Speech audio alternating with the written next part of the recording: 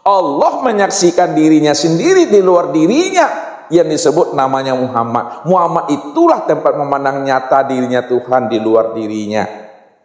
Itu maksudnya. Sekarang kita udah paham. Kalau Allah yang berdiri dengan sendirinya, dia menyaksikan dirinya sendiri. Untuk apa dia menyaksikan akan dirinya sendiri? Padahal dia tidak tahu. Padahal dia kenal. Aku yang menyaksikan diriku sendiri.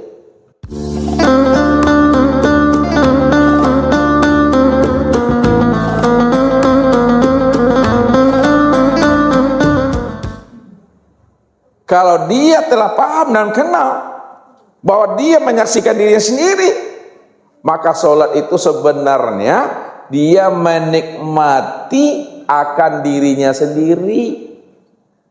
Tidak ada lagi bahasa mengingat, tidak ada lagi bahasa diingat, tidak ada lagi bahasa menyembah, tidak ada lagi bahasa yang disembah. Karena yang menyembah itu yang disembah, yang disembah itu yang menyembah, yang mengingat itu yang diingat itu yang mengingat. Dia sendiri yang mengingat dirinya, dia sendiri yang memuji dirinya. Kalau dia sendiri yang memuji dirinya dan mengingat dirinya sendiri, maka tidak ada bahasa untuk memuji dan mengingat akan diri sendiri. Yang ada cuma dia asik menikmati akan dirinya sendiri. Jadi dirinya Allah ya, yang menikmati akan dirinya sendiri, dengan fiilnya sendiri, dengan asmanya sendiri, dengan sifatnya sendiri, dengan dirinya sendiri. Tidak ada diri siapa-siapa Bapak Ibu ya. Itulah rahasianya sholat itu sebenarnya, yang dikatakan sholat yang ma'rifat itu. Tinggal lagi pelaksanaannya. Bagaimana cara melaksanakannya? Setelah kita paham, tentu melaksanakannya itu karena dia yang cuma ada dengan dirinya sendiri, maka dia pula lah yang menyempurnakan syariat untuk dirinya sendiri. Sempurnanya itu nampak di syariatnya.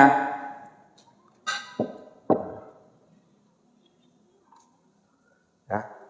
Di mana letak sempurnanya di syariat? Ya. Ini yang dikatakan namanya rukun 13 itu mesti kita pahami. Di dalam rukun 13 itu ada yang tersembunyi Bapak Ibu. Tahu Bapak Ibu, di dalam rukun 13 itu ada satu rukun yang tersembunyi. Ya. Rukun 13 itu terbagi berapa tuh Bapak Ibu? Kita lihat dulu sebelum ini menyempurnakan ini. Rukun 13 ini sempurnanya di syariat itu terlihat di rukun 13 nih. Rukun 13 ini terbagi 3.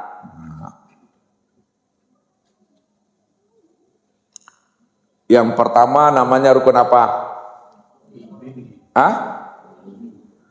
Yang pertama namanya rukun kolbi. Rukun kolbi ada berapa? 2. Jangan sampai lupa pula Bapak Ibu nanti. Ya. Yang kedua rukun kauli. Rukun kauli. Jangan salah sebut pula. Rukun kauli ada berapa? Rukun kauli ada 5. Yang ketiga, rukun fi'li. Fi'li ada berapa? Ada 6. Di dalam rukun kolbi, di dalam rukun kauli, dan di dalam rukun fi'li ini ada satu rukun yang tersembunyi, kata Ustadz. Ya dia bukan di luar, tapi di dalam dia. Tasuru' bahasanya. Kalau awak tidak tahu yang tasuru' itu, nanti kita juga yang merasa kita yang berdiri itu, kita yang merasa kita yang ruku', yang i'tidal, yang sujud dan duduk. Makanya mesti kenali, mesti pahami ya rukun yang wajib yang tersembunyi di dalam rukun 13. Lihat do yang tidak tahu. Banyak. Pertanyaan lihat do yang tidak tahu. Banyak. Yang satu yang tersembunyi dalam rukun 13 itu, ini disebut namanya rukun tumak nina. Tumak nina, baru jawabannya Tumak nina itu apa artinya tuh Bapak Ibu? Ah? Berhenti sejenak. Ngapa berhenti sejenak tuh? Di antara satu hukum dengan hukum yang lain. Berhenti sejenak untuk membacalah lafaz doa-doa. Ya, nah, itu makna harfiahnya dalam ilmu fikih. Kalau makna tumak nina itu aja, secara umumnya apa artinya? Tumak nina, tatmainul qulub. Apa artinya? Tatmainul qulub apa artinya? Hati yang tenang. Kalau tumak nina, tenang. Nah, lihat. Tumak nina itu kenapa dikatakan rukun yang tersembunyi di dalam rukun 13? Tumak nina itu kan artinya tenang. Dalam ilmu hukum fikihnya, tenang itu kita membaca lafaz di situ.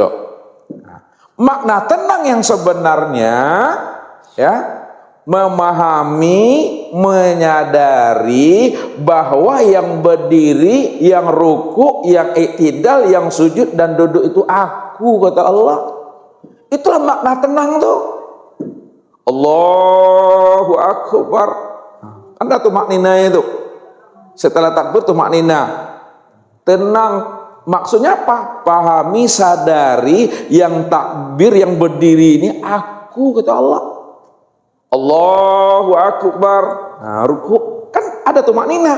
Sadari yang ruku itu aku, kata Allah. Sami Allah liman hamidah. Atau maknina lagi. Sadari. Yang tumaknina ini aku, kata Allah. Yang sujud itu aku, kata Allah. Yang duduk itu aku, kata Allah. Itulah maksudnya. Yang tumaknina yang tersembunyi itu. Karena yang berdiri dengan sendirinya, yang memuji, tidak lain akulah yang memuji diriku sendiri dengan diriku yang bernama Muhammad, rupanya disebut insan. Itu yang tumaknina. Jadi di dalam rukun qalbi, qauli dan fi'li inilah kesempurnaannya. Ya. Di mana letak sempurnanya itu? Lihat, kalau kita ada memahaminya, ya, maka hadapnya wajah ke tempat sujud. Nah, itu dia, hadap wajah ke tempat sujud, hadap dada ke Ka'batullah. Kan itu. Hadapnya hati kepada Allah, ya, mulut membaca ayat, telinga mendengarkan bacaan ayat, akal pikir mengawasi apa yang dibaca oleh mulut dan apa yang didengar oleh telinga. Sedangkan perasaan menikmati akan dirinya sendiri mulai dari takbir sampai salam. Siapa yang menikmati dirinya sendiri mulai takbir sampai salam? Allah itu sendiri. Ini yang mesti kita pahami itu, ya. Di dalam rukun qalbi. Rukun qalbi ini kan ada dua nih, Bapak Ibu. Nah, kalau memang betul dua, Bapak Ibu, yang mau orangnya itu. Pertama apa? Yang pertama niat. Yang kedua? Kedua tertib. Apa yang dikatakan niat, Bapak Ibu? Yang dikatakan niat itu adalah makhotaro bibalika. Apa yang terbetik dan terlintas di dalam hatimu itu adalah niat. Jadi sesuatu yang terbetik dan terlintas di dalam hati itu tidak berbunyi, itu tidak bersuara, itu tidak ada lafaznya, ya, tidak ada hurufnya. Kalau dia berbunyi, berlapas dan bersuara, itu belum dikatakan niat, tapi namanya lafaz niat karena dilafazkan. Yang niat itu la sautun wala harfun.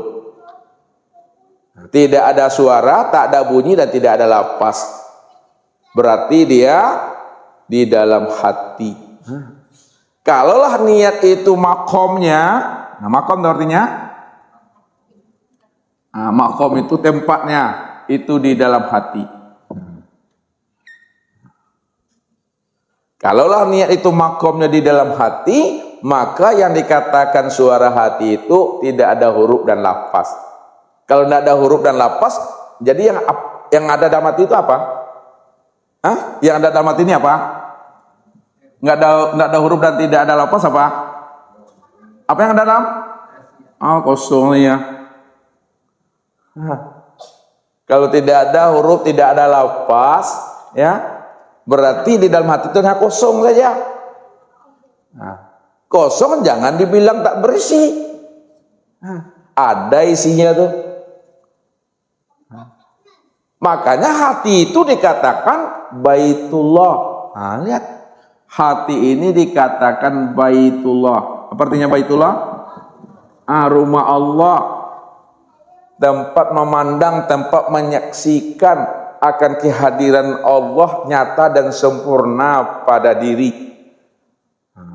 Makanya hati kita itu kosong aja. Yang kosong itulah yang sebenar ada. Yang kosong itulah yang sebenar wujud.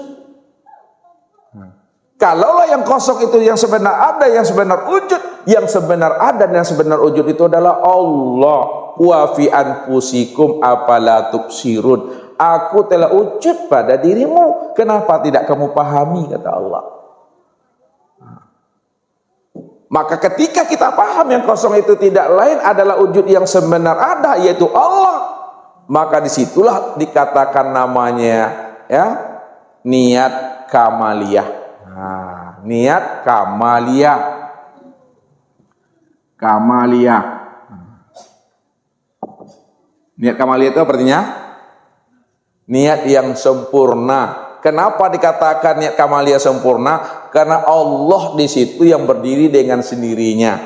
Makanya tidak ada lafaznya, tidak ada huruf dan suaranya, hanya Allah saja berdiri yang dengan dirinya sendiri di situ. Maka di dalam niat itu, ya, terbagi lagi kepada 3, Bapak Ibu. Terbagi kepada 3, ya.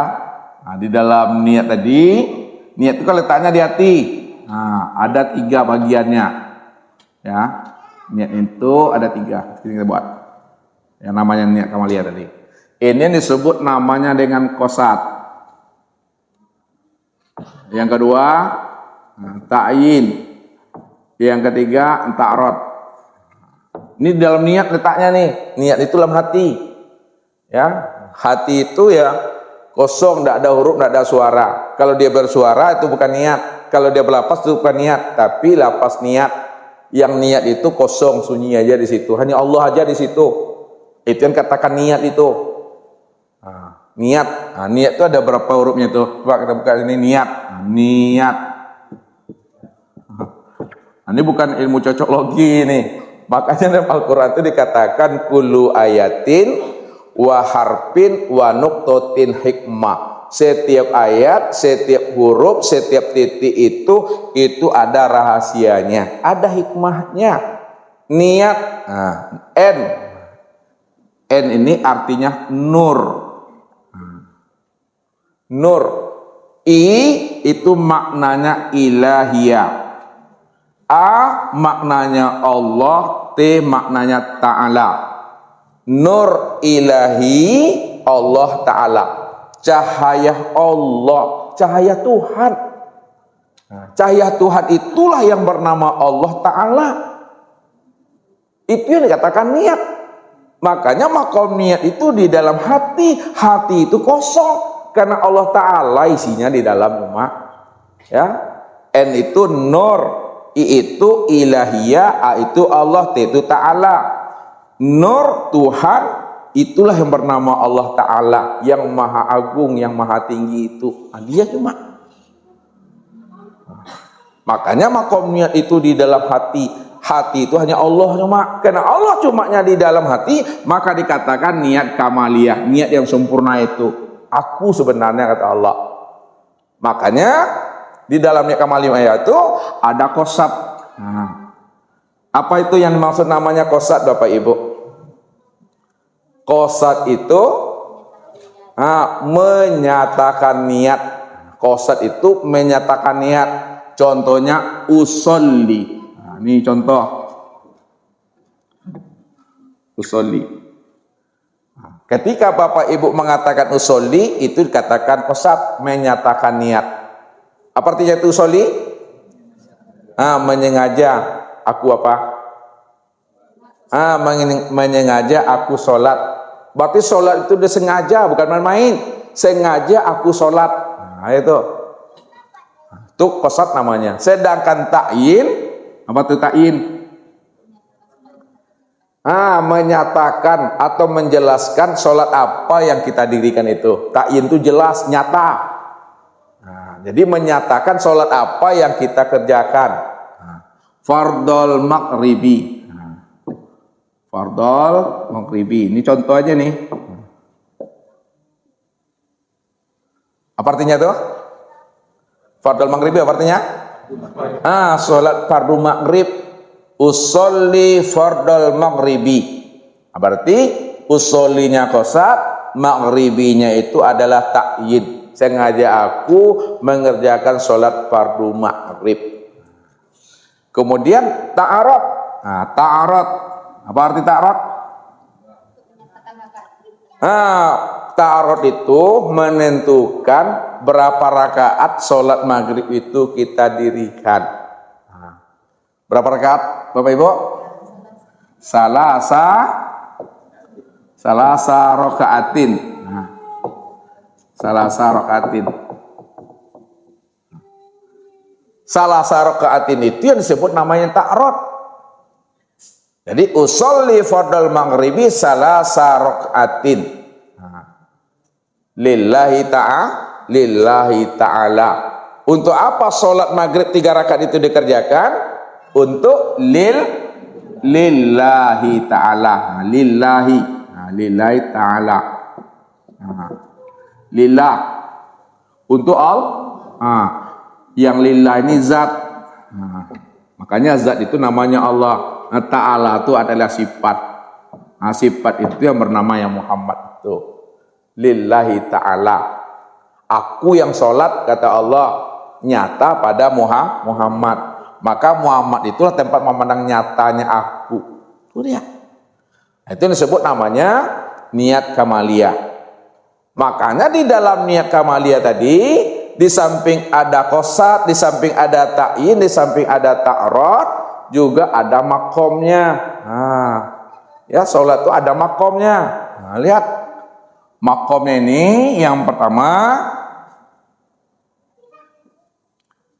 disebut namanya makom kalamullah.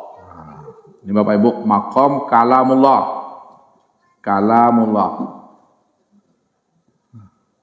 Apa artinya itu makom kalamullah? Perkataan Allah. Di mana duduknya makom kalamullah? Di mana makomnya kalamullah itu? Makom kalamullah itu duduknya di dalam niat tadi. Mulai dari niat takbiratul ihram sampai selesai. Usolli fardal maghribi salasa rakaatin, ya makmuman atau imaman mustaqbilal qiblati ada lillahi ta'ala. Allahu akbar. Ruku, itidal, sujud, duduk, ya sampai tasawuf salam. Itu yang disebut namanya makom kalamullah. Aku yang berkata-kata, aku yang bercakap-cakap dengan diriku sendiri. Itu kalamullah namanya. Jadi letaknya di niat sampai salam. Itu kalamullah. Yang berkalam itu siapa? Allah. Yang kedua disebut namanya makom mi'raj. Makom mi'raj. Mi'raj itu artinya naik. Apa maksud mi'raj itu artinya naik? Naiknya pandangan hati dari memandang alam kepada memandang Allah. Maksudnya gini, sebelum kita berdiri tegak betul, ya, sebelum kita berdiri, ya, kita kan belum mi'raj lagi tuh. Ketika kita belum mi'raj, maka yang terpandang adalah diri sendiri. Yang terpandang adalah jamaah kiri kanan. Yang terpandang adalah imam di depan. Yang terpandang adalah sejadah. Yang terpandang adalah sekalian alam. Ini sebelum mi'raj. Ketika kita mi'raj, pada saat itu hilanglah alam, hilang diri, hilang kawan, hilang imam dalam pandangan hati, maka yang kita saksikan hanya Allah semata-mata, pada diri, pada kawan kiri kanan, pada depan imam, dan pada sekalian alam. Ini yang disebut namanya mi'raj itu. Lenyapnya pandangan kita dalam memandang alam, lalu nyatalah pandangan Allah dalam pandangan basirah kita. Ini yang diungkapkan oleh Rasul. Man nazara ila sayyin malam yarallaha fihi fahuwa batil. Barang siapa pandangan hatinya, pandangan basirahnya tidak mampu memandang Allah dari setiap apa yang dipandangnya, maka itu adalah pandangan yang berdosa. Kenapa pandang yang berdosa? Karena dia masih terpandang sesuatu yang wujud selain daripada Allah. Nah, itu namanya pandangan yang berdosa, pandangan yang tidak bernilai ibadah, ya, pandangan yang tidak bermakrifat itu. Nah, kalau pandangan sudah berdosa, maka berbicara pun dah berdosa, mendengar pun dah mengandung nilai dosa, melangkah pun dah berdosa. Karena dia tidak mampu, yang memandang siapa, yang berbicara siapa, yang mendengar siapa, yang berpikir siapa, yang memegang siapa, yang melangkah siapa, yang berdiri siapa, tidak kenal dia. Nah, itu dosa dia. Maka maqam mi'raj itu duduknya itu ketika takbiratul inilah takbir Allah lah menyerah namanya Bapak Ibu. Yang ketiga disebut namanya maqam